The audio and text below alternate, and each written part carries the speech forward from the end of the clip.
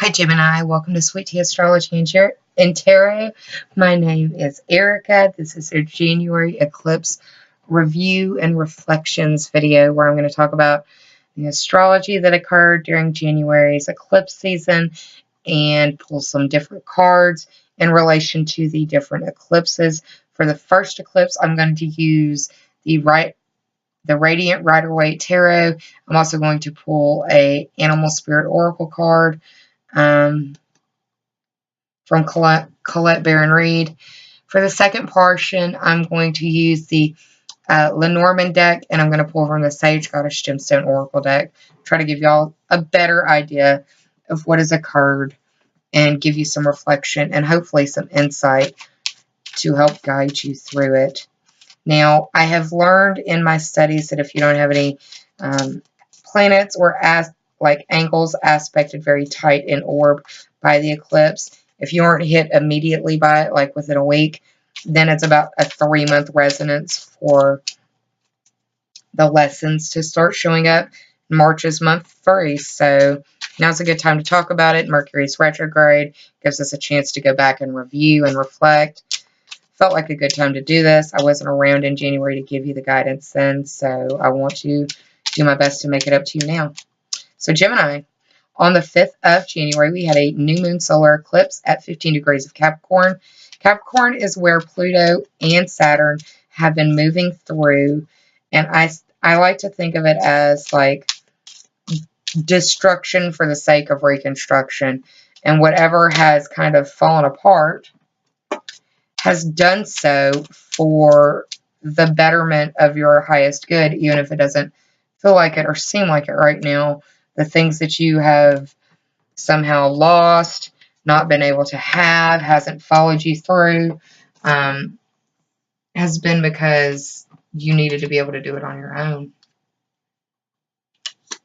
And that's what Pluto and Saturn are trying to enforce in you, is to understand that you have to do the work. And you have to do it sometimes by yourself, and it can feel like the hardest stuff you've ever done. This solar eclipse didn't just have the focus of Saturn and Pluto, it also had the sun and the moon. So lots of focus at the very beginning of the month on the 8th house for you, Gemini. 8th house is the house of Scorpio. It's the house of life, death, and rebirth. It's major transformation and metamorphosis. This is the house of sexuality. This is the house of the blood and guts of it all. It's the intimate issues that you wouldn't discuss at the Thanksgiving dinner table. So lots of focus in that 8th house. There was a sextile from the 10th house where Neptune and Chiron were in Pisces. Chiron has since moved on. Neptune is still there. So a sextile between the 8th house and the 10th house. A sextile is an easy flow of energy that is 60 degrees apart. And it deals with the an ease of energy. It is an easy flow of ideas. It opens new area for growth. Understand that wherever there's growth, there will be growing pains. But it can also bring helpful people to you. So if you're going through a lot of hell in that 8th house, then helpful people and ease are going to come from the 10th house. 10th house is the house of Capricorn, and that is the house that I attribute to the William Shakespeare quote, "All the world is a stage." And this is the stage that you approach the world on. It's how the world knows you, through your career, your status, and your reputation, dealing with authority figures or being an authority figure in your field of expertise. Oh, wow, there's a lot. Okay, you've got 2 major arcana that have shown up, and you had a card pop while I was shuffling, so I threw that out too.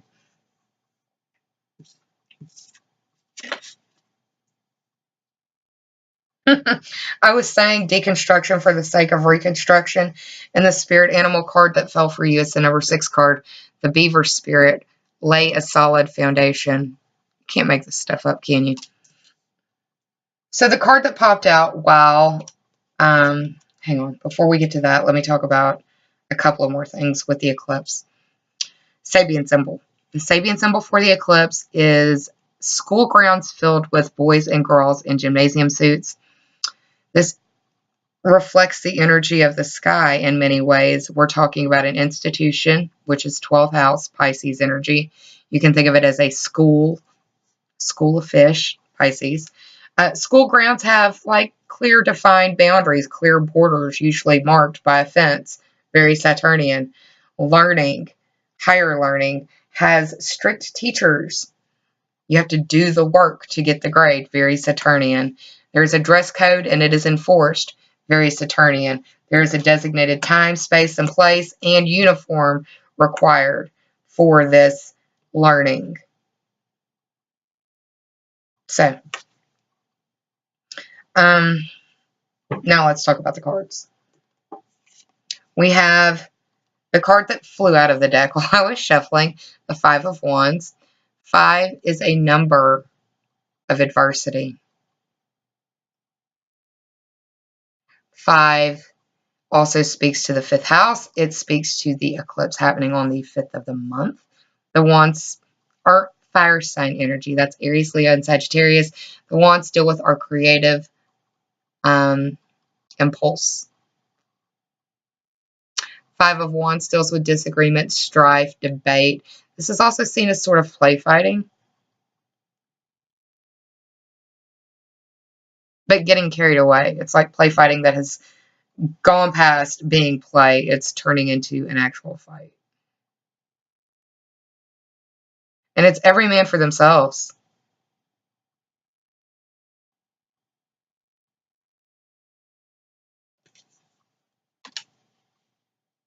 The bottom card in the deck that I pulled for you is the High Priestess. This is the second card of the major arcana. And in Roman numerals, it's also your glyph, Gemini. That's what your hieroglyphic looks like, the sign of Gemini. The High Priestess is associated with the moon. The moon rules Cancer. The moon rules Cancer. The High Priestess deals with feelings and secrets. It could be that there are secrets that have or will come out. I suggest you check your sun, moon, and rising sign for more video information to give you a better idea as to what's going on, because it's not going to be the same for everyone. But this High Priestess is able to see to the truth of the matter without having all of the facts at hand. She can be quite psychic.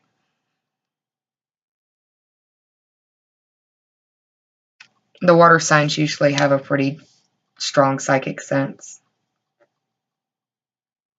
You may be fighting against, it's like your heart doesn't want to believe what your gut is picking up. Top 3 for clarity. The first card of the top 3 for clarity is the Ace of Pentacles. The aces are always potential. They're gifts. They usually come out of nowhere. You don't see it coming, but it's a nice thing that can propel you towards the future. Pentacles are earth sign energy. That is Taurus, Virgo, and Capricorn.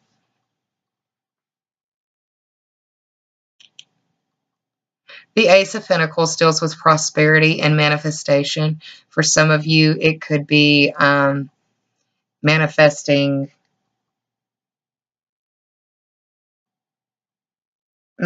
some big things. Some of you may be dealing with pregnancy. I say that because of the 8th house. The 8th house is the house of sexuality. It's also the house of life, death, and rebirth. If the 5th house is where you create the baby, I see the 8th house as where everyone else knows about it. The 8th house also deals with other people's money, and that can be loans, that can be scholarships, that can be inheritance, that can be insurance payouts, that can be investment payouts, that can be lottery payouts. This can just be monetary gifts. This is money that comes to you not by your hand. This is by somebody else's hand. Second card in the top 3 for clarity is another nice card. This is the 10th card of the major arcana, the Wheel of Fortune, which speaks to Jupiter. And Jupiter is currently in the house of Sagittarius. That is the 9th house. Traditionally. The 9th house is the house of your worldview expanded through study or travel. It is higher education. It is long-distance trips and adventures. It is questing. It is higher-minded studies of philosophy, psychology, metaphysics, astrology, tarot, study of the legal system, study of foreign language. It could be dealing with foreign people, foreign places, and foreign things. This Wheel of Fortune card deals with a change of direction. So for those of you who have been having bad luck, this is a sign that the winds of change are at your back. For those of you who have been having a great time, it could be that that is coming close to an end. I feel like this speaks to that new moon solar eclipse very strongly because we had the eclipse occur in Capricorn. Capricorn is traditionally the 10th house of the zodiac, but you had that sextile between the 8th house and the 10th house. So Jupiter, the Wheel of Fortune for you, could be coming through that actual 10th house that was bringing the sextile to the 8th, bringing in ease, bringing in helpful people, bringing in new areas, new opportunities for growth. Understand that with growth comes growing pains. So we have two cards here that look like either fertilized seeds or fertilized eggs in the 8th house. Just saying. Final card in the top 3 for clarity is the 2 of Cups. 2 is a number of duality. And the cups deal with water sign energy, Cancer, Scorpio, Pisces. This deals with partnership and attraction. Some of you may be attracted to someone that you have met in the workspace.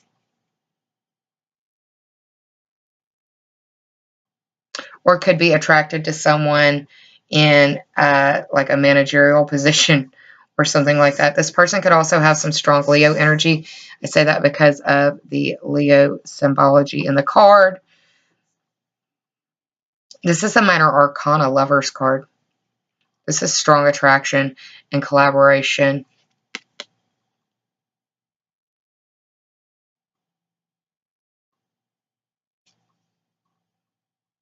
It could be between an earth sign and a fire sign because of the color associated with the crown, the fire crowns on their head. Now, I pulled for you the Beaver Spirit card, the number 6 card that has this saying of lay a solid foundation. The number 6 is associated with the house of Virgo. That is the house of your work and health. It is competency and skills you bring to the services that you provide. It's your daily routine and what you do to have your body work at an optimal level and to have your surroundings work at an optimal level for you as well. I don't have a very strong grasp of these cards yet, so I'm going to read some from the book where I feel led. There are 2 different messages that come with each card. One is an oracle message. The other is a protective message. The oracle message is, this is the power to establish the sacred connection with the universal consciousness so you can deliberately co-create the world that you desire. Know that it will take work, determination, and sustained effort to co-create and lay a solid foundation for your dreams.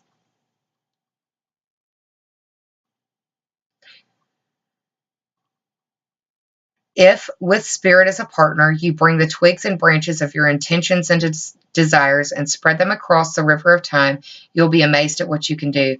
You'll find that you can even change the direction of the flow of life. Have faith. For spirit, have faith. For with spirit to co-create with you, your success is assured. Spirit is your partner, helping you along the way as you change the course of your life and the way your heart desires. The protective message is Beaver Spirit has come to warn you to check for rotten wood in the foundations of your dreams. Perhaps you've built your hopes on faulty promises or wishful thinking.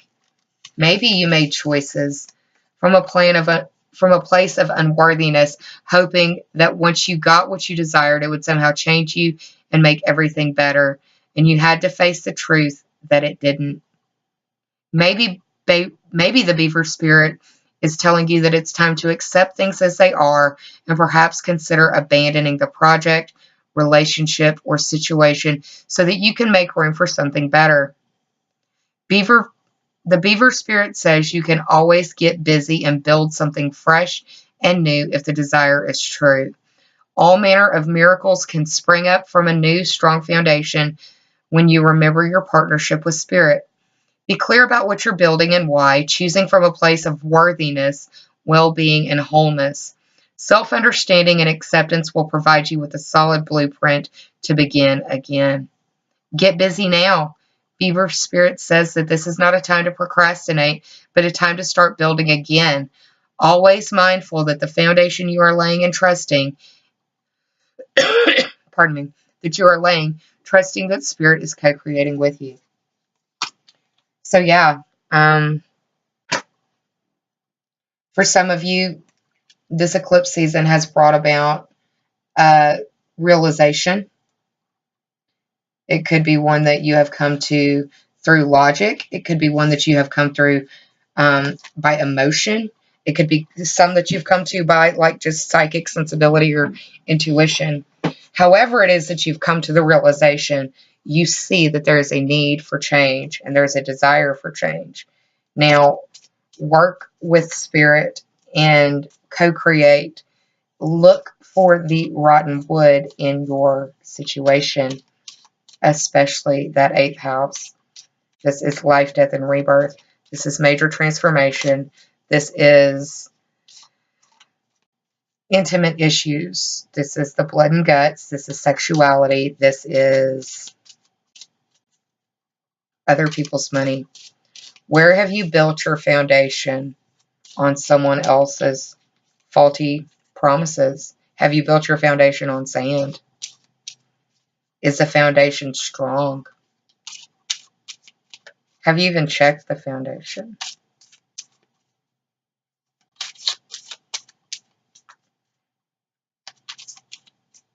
There's somebody in that 10th house that's trying to help you look at it, or that will help you look at it even if they don't know it. Now let's talk about the 0-degree total blood moon lunar eclipse that occurred on the 21st of the month, shall we? So we had this total blood moon lunar eclipse that occurred at 0 degrees of Leo. And for you, this occurred in the 3rd house. This was at the same time where the sun was changing signs between Capricorn and Aquarius, depending on where you live on the planet. Day or two before, day or two after.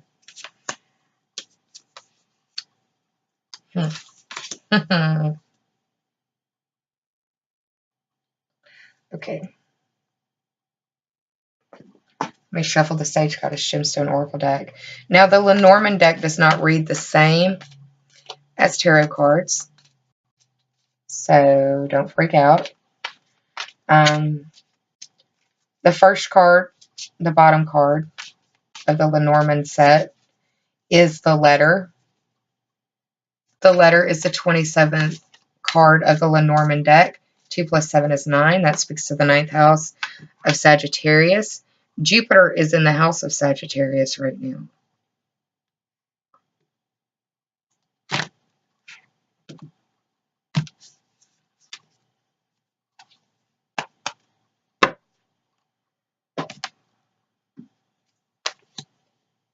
All right. Let's talk more about the eclipse, though. The eclipse occurred at 0 degrees. We had it in the 3rd house. There was a square from the 11th house, the house of your social networking, the house of your groups, memberships, teams, and associations. And that square could have been coming very aggressively, and it could have possibly been coming from men, could have been coming from an Aries or a Scorpio, because we have the house of Aries impacted. That's where Uranus was at the time. But we also have Mars there, and Mars rules Aries, but it also rules Scorpio. this total blood moon lunar eclipse happening in the 3rd house is the 3rd house of Gemini. It is the house of your short distance trips, siblings, cousins, neighbors. This is your communication devices, the way that you commute, so your actual car, vehicle, the way that you are interpreted, the way that you interpret others, the way that you bring in information, and the way that you output information, all eclipsed under this 0-degree total blood moon lunar eclipse. It being at 0 degrees is a reset, and it is a total eclipse of the heart, a total reset of the heart. The Sabian symbol tied to the eclipse is blood rushes to a man's head as his vital energies are mobilized under the spur of ambition. You can tie Mars to the theme of blood and ambition or drive. You can tie Uranus and Mars to the rushing part of the blood rushing, and you can tie Aries to the head. So we've got a strong representation of the 11th house in this Sabian symbol for you, because this is where Uranus and Mars are. A square is a difficult energy. It is a hard aspect. It is the presentation of difficulty. It can be seen as like a tug of war or a choice between the planetary energy. So 3rd house, 11th house square. This is your, some of you may be getting hacked. Some of you may be getting spied on.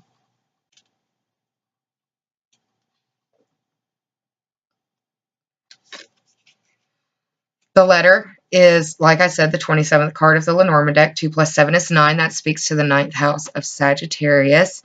Long distance trips. Your worldview expanded through study or travel. Foreign people, foreign places, foreign things, foreign languages. The letter deals with messages, letters, paperwork. So this could be online, or this could be actual physical paperwork or a physical letter. It's also tied to the 7 of spades, which is the 7 of swords in the tarot deck. And that's a card that deals with deception and betrayal and theft. Some of you may be dealing with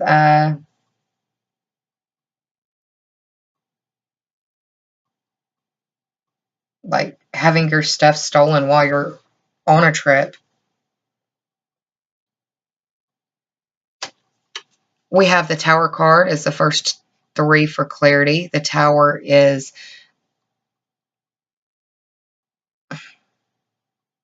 it's the 19th card of the Lenormand deck. 1 plus 9 is 10. Speaks to the 10th house. That is the house of Capricorn.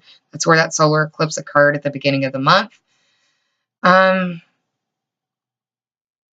It's isolation. It's an organization. It's a building. We've got the 6 of spades delineation down here as well. So the 6 is a theme of growth. Spades is swords. That's air sign energy. 7 is the theme of faith. And again, swords, air sign energy, Gemini, Libra, Aquarius. The 6 of swords deals with like a transition, a rite of passage. It's moving away from choppy waters, leaving troubles behind. The second card in the top 3 for clarity is the Moon card. The Moon is the 32nd card of the Lenormand deck. 3 plus 2 is 5. That could speak to the 5th house of Leo, where we had the 0 degree.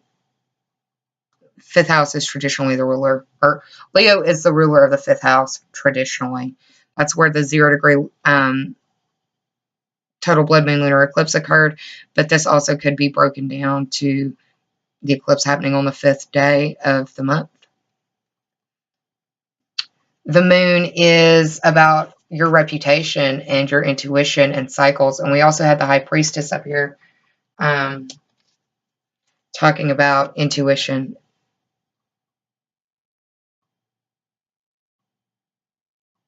Knowing things without knowing it. The reputation as well could be speaking to the 11th house square. social media reputation, social networking reputation. If it's face-to-face, it's social networking. If it's online, it's social media. We also have the Eight of Hearts brought up. The Eight of Hearts is the Eight of Cups in the tarot deck. The 8 is a number tied to the theme of change. It's also tied to the house of Scorpio, life, death, and rebirth. We had that 8th house, new moon solar eclipse as well. So there's some intuition going on in that 8th house being brought up over and over again for you, Gemini. There's some deep knowing within you about the situation that's being brought up, even if it's on a subconscious level. 8 of Cups. Cups are water signs, Cancer, Scorpio, Pisces. The Eight of Cups deals with escapism and disappointment. It's walking away from something that you've invested a lot of emotion in as well. And again, speaking to the Beaver Spirit, Animal Spirit Oracle card, where it says that sometimes you have to walk away, sometimes you have to assess it, and if it's not built on a strong foundation, then you have to build a strong foundation. Destruction for the sake of reconstruction, right? The third card in the Lenormand deck that I pulled for you is the Ship card. This is the third card of the Lenormand deck. It deals with like travel, trade, movement. The ship could be speaking to long distances or feeling long distance, coming from long distance. It's also associated with the third house of Gemini, communication, short distance trips, siblings, cousins, neighbors. Some of you may actually be going on a cruise, like for spring break.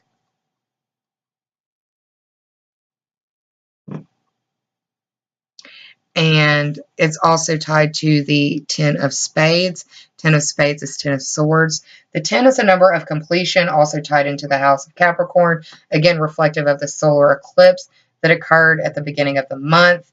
10 of Swords is defeat, loss, crisis. It is feeling completely stabbed in the back, betrayed. And we had betrayal brought up earlier with the letter, the 7 of Spades. For some of you, you could be like going away on spring break with your lover, and they're on their phone all the time, and you're like, what's up with that? Or something happens and something is found out by reading, by a message. Now, understand that with the 7 of Spades, the message could be a message of deception. It could be a message of betrayal. Now, is it a message to betray you or to show that there's been betrayal? That depends. You've got to follow your gut. Understand. Consider the source, is what I'm hearing. The card from the Sage Goddess Gemstone Oracle deck that I pulled for you, Gemini, is the Black Onyx card. It deals with self-mastery, inner focus, and inner strength. It can heal and amplify the vibration of the root chakra. Black onyx purifies your thoughts, enhances mental aptitude, and encourages persistence. It has a calming influence. You've pulled this card because you need to be reminded of the following principle. As we think, so we believe and behave. Meditate with black onyx to encourage positive thinking, promote resilience, and embrace a tranquil outlook. Because whatever's going on, even if it hurts, it is to move you to a place for your highest good, for your soul's highest growth. And I don't say that lightly. I say that as someone who has endured a lot in this lifetime. But it has all ever progressed me to where I am right now. Hopefully helping you through some pretty difficult situations and at least understanding what could be going on. So Gemini, that's what I've got for you for this January eclipse rewind, reflection, review.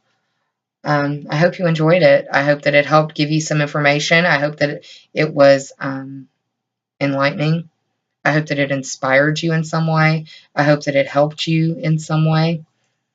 I'll be around for the April astrology series, but I want to get this out to you first because, like I said at the beginning, I wasn't around to give you the information or the guidance. So I'm using this Mercury retrograde as an opportunity to revisit that with y'all. So I hope you're well. I hope you enjoyed this. I'm sending you a lot of love, and I will see you soon. Take care, Gemini. Bye.